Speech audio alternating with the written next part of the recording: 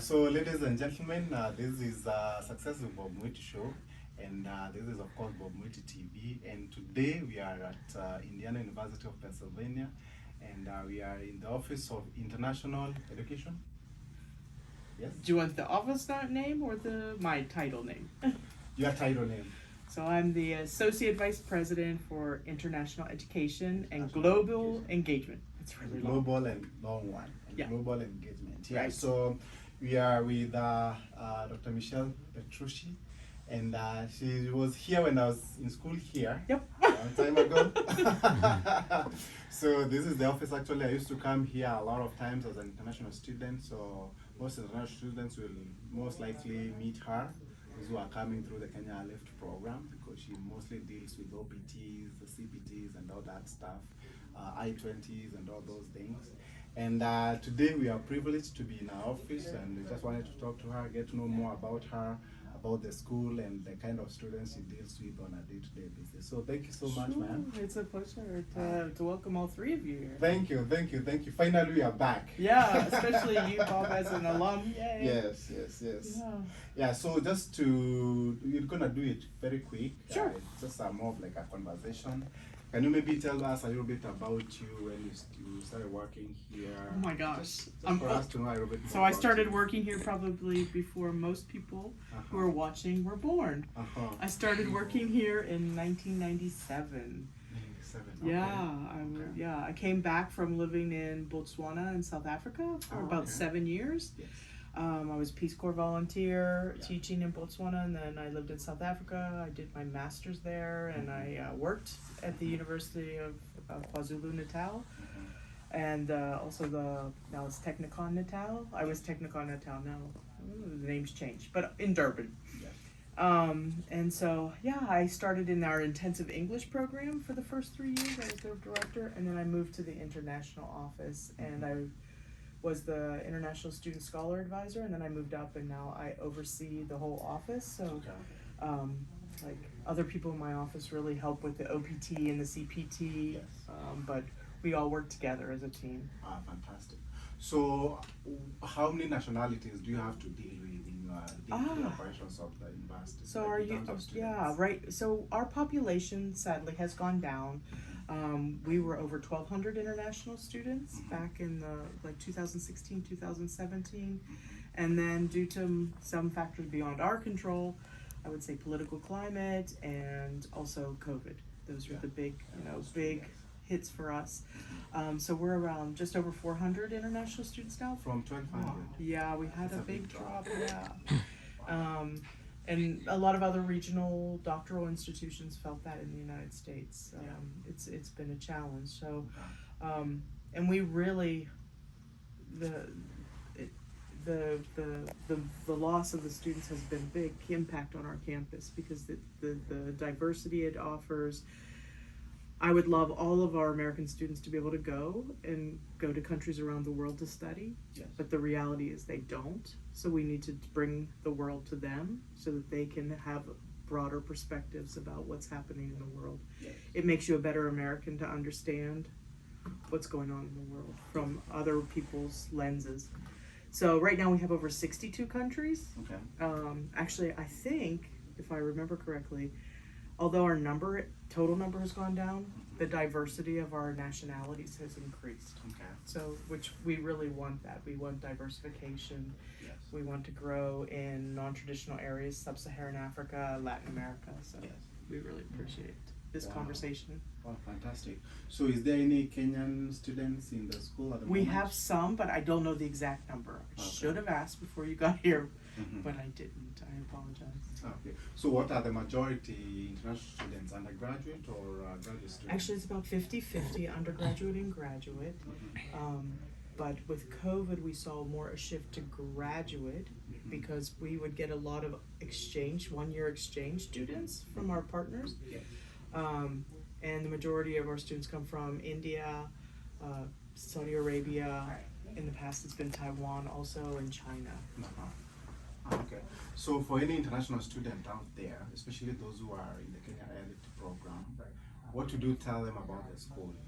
Because they're gonna be now knowing about IUP, Yeah. and what to do to tell them about the school. So I think what I would say is that there are so many universities in America that it can be overwhelming. And my advice to you is, if you would like to have a traditional, kind of typical American U.S. university experience, one where you live in the community, IUP is a great choice for you. It is located about an hour from a large metropolitan area, Pittsburgh. So you're able to focus a lot on your studies. There aren't a lot of distractions. It's quite peaceful. It's safe. It's affordable, more affordable than a lot of big cities, and it's a great location. The United States is huge, which when you come you'll realize. So we're pretty well located to go to Washington D.C., to go to New York for a long weekend, something for example, tomorrow I'm going to New York for 4 days. And Washington, D.C. is about a 4-hour drive from here. So I think the location lends itself to immersive academic study and a chance to really get to know Americans, and whether they're students or people in the community, especially for graduate students, and to get to know other international students. Fantastic. Yeah. Yeah. So when I was here as a student, especially the first few days, there used to be like trips to Pittsburgh and DC. Do you still have those Yes, days? we do. So we have a arrival date on a Monday, and then orientation is the next few days, and then for say in August, on the Friday, we took everyone to Pittsburgh and we did the Gateway Clipper. Pittsburgh has a lot of rivers and bridges, and it was a boat tour of the city, and we took them to the Strip District, which you know very well, for shopping very nice and food. Trip. We got to know more about these cities, American cities. Yeah, I remember that very well. And so in 2 weeks' Very time, exciting. we're going to also take students to. They have the chance to sign up to go for a one-day trip to Washington D.C. With COVID, we stopped our New York trip in the fall, but we're going to restart next year. It's like a 2-day, Friday, Saturday, Sunday trip. And we already have 2 other small trips. We have a trip to a haunted house for Halloween, since that's coming up. Yeah. And we have a trip to the Grove City shopping outlets. Some people who love to shop. We also do Niagara Falls sometimes. Yeah, I remember Niagara Falls. So Niagara Falls is about 5 hours from here, so we do a 1-day long trip. But we try to introduce different cultural aspects, right? Fantastic. And keep it affordable. Yeah, absolutely. So when I was here, there used to be International Day for international students, where we would, have food and stuff at the hub. Right? Can you maybe talk a little bit more about that? Yeah, so we have different events throughout that promote international education and the diversity of our international population. We want them to share their culture and food at times. And so in the fall, we have International Education Week, and we have a small mini culture fair there. We provide the food, and we just ask students to do little presentations or dress up. And then we do some other things. We do International Women's Day, and some other programs. But the one that Bob's talking about that he has fond memories of is International Unity Day, and it's in what is our spring semester. So usually we do it in March or April, and we try to schedule it around. Right now it's with Ramadan and also with Easter and Passover to make sure we don't overlap on anything. But we ask every country, the students from those countries, and some professors. We have an econ professor from Mali. He and his wife always cook food, and we give them $120, $150 to buy the supplies to prepare the food. Then everybody gets a big table. They can put decorations and everything. Then we open it up to IUP and the whole town, and it's free. They come in. It usually like 1,000, 1,500 people attend the event. And so for the first hour and a half, you just walk around, you get a little bit of everybody's food. And then we have about an hour and a half of students doing performances. So you have an MBA student who's really good at dancing. They do a dance performance. You have a math student who has a beautiful voice. They sing. We have fashion show. It's just a way to celebrate the cultural diversity here in our small town. And it just I'll see people in the grocery store and they ask me, when is it? Yeah, I know. It's very, very interesting. So you have to put it on your calendars. Yeah, absolutely. You're watching Success with Bob Mwiti Show, presented to you by Upstack America. Upstack America is a consulting company that helps immigrants find amazing higher education and job opportunities in the tech industry in the United States. You can find our programs by going to www.upstackamerica.com. Upstack America, we wake you up to the unlimited potential within you. Awesome. So they also used to be, I don't know, welcoming day or something like alumni of the school. Oh, you mean homecoming? Homecoming, yes. Yeah. Talk more about that. Sure, homecoming. You just missed it. You just missed homecoming. I just missed, actually, yeah, we when we were talking about coming here, Dr. Prashant told me about it, and I was like, probably we may not be able to do our things because there'll be too many things going on. Yeah. We missed it actually intentionally. Yeah. But maybe next it was year. something very interesting. Yeah. Yeah. You can talk more about So that. homecoming, I think, is pretty American experience, yes. Right? Yeah. And lots of universities have it in the United States. So it means I've had international students say to me, "Does that mean I have to leave and go to my home?" No. It means that IUP has become a new home for you, and that people who graduated from IUP, people of all ages, up to, like, my father is 80 years old and he goes to his university for his homecoming. They come back to the university. There's usually a big parade in the middle of the town with different departments and colleges and offices from the university, student clubs and organizations. They have local high school bands, marching bands perform. They have dancing people, some political people. You would be in a car waving, and you drive and you throw candy, and people, children, students are all over the streets. And then afterwards there's a big American football game that is at the stadium. Yeah. So alums come back for that, and they have events probably starting Thursday night through Sunday. So it could be that there are these big events that are put on by the university, but then small organizations or clubs would have their own little parties or events, like a breakfast or a late night dance party or something like that. So awesome. has a nice atmosphere, and it's usually at the beginning of October at IUP. So this weather, this beautiful fall weather, this cooler weather with the leaves changing and everything. Awesome. So as we wrap up, we didn't want to take much of your time. I appreciate it. So what are some of the things that you have to deal with on a day-to-day basis in terms of dealing with international students in this office? So fortunately, I have great staff who does that now. But when I was coming up, and what the topics I hear them talking about, they're really we're here to help students meet their academic, professional, and personal goals. So we want to keep them legal and on the right track to achieve all of that. But sometimes life throws people curves. Maybe Emma Archer, our Director of International Students and Scholars, she meets with people. They might encounter some academic issues. They're struggling with a professor.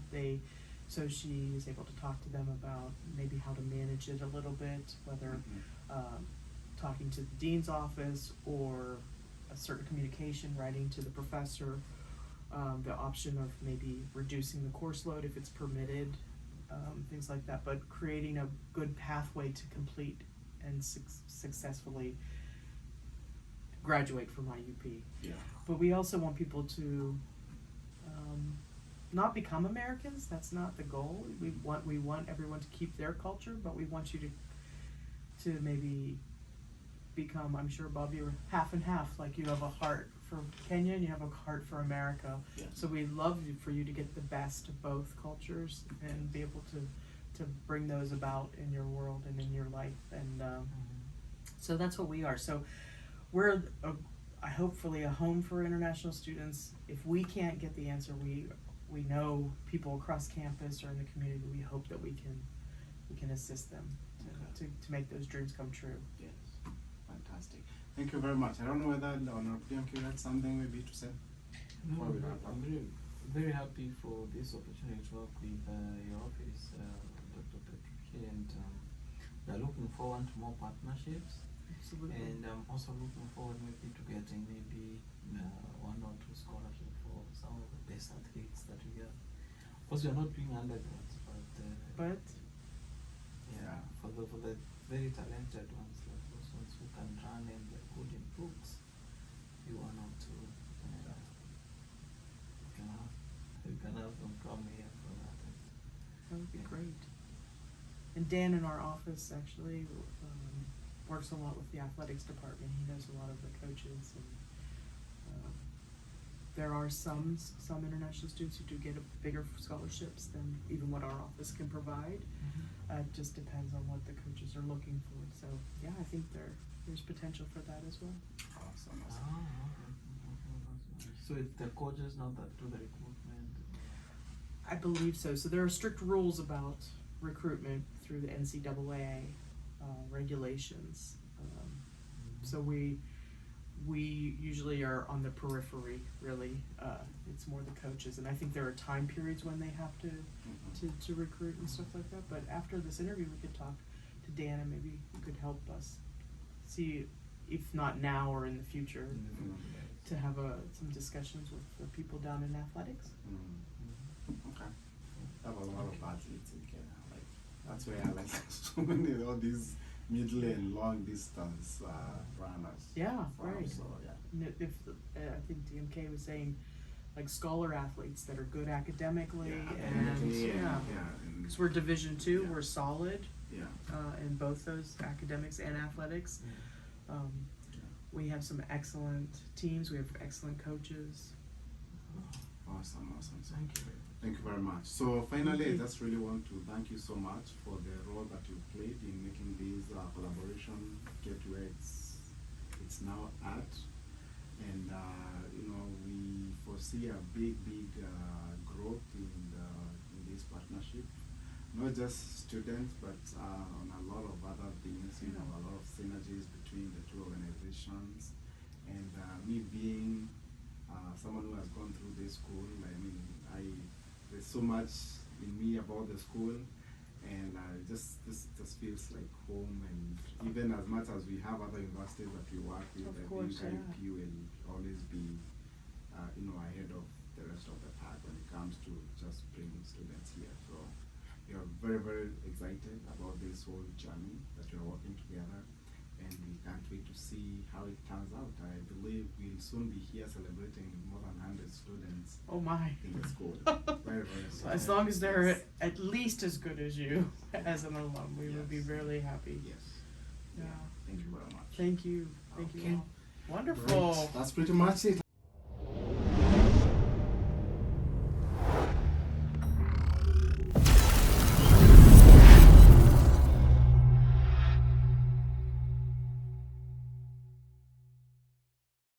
You've been watching Success with Bob Mwiti Show, brought to you by Upstack America. Come back next time to hear more steps and missteps that I took on the path to becoming a successful immigrant in USA. Be sure to subscribe to my YouTube channel and also follow me on Facebook, Instagram, Twitter, and LinkedIn.